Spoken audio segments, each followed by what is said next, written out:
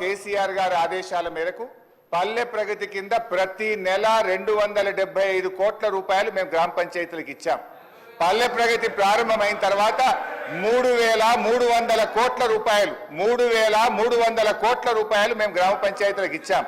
ఒకవేళ మీరు ఆ పద్ధతిని కొనసాగించుంటే నెల 275 కోట్లు ఇచ్చుంటే ఇవాళ ఈ బకాయిలు ఉండేటియే కాదు అనేటువంటి విషయాన్ని మనం చేస్తా ఉన్నా.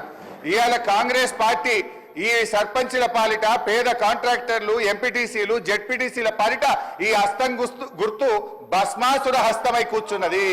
ఇవాళ వాళ్ళ ఉసురు పోసుకుంటున్నారు. మేము డిసెంబర్లో ప్రభుత్వాన్ని ఏర్పాటు చేయడం జరిగింది.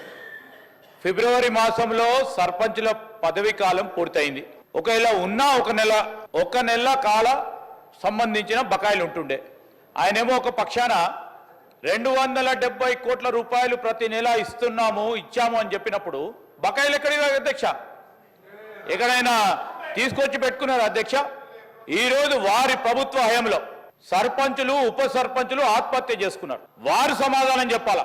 ఈరోజు గౌరవ మా పంచాయతీరాజ్ శాఖ మంత్రివర్యులు చెప్పారు, ఏ విధంగానైతే బకాయిలు మా నెత్తిపైన పెట్టి వారి ప్రభుత్వం ఆ రోజు మేము తీసుకున్న వారసత్వాన్ని ఒకటి తర్వాత ఒకటి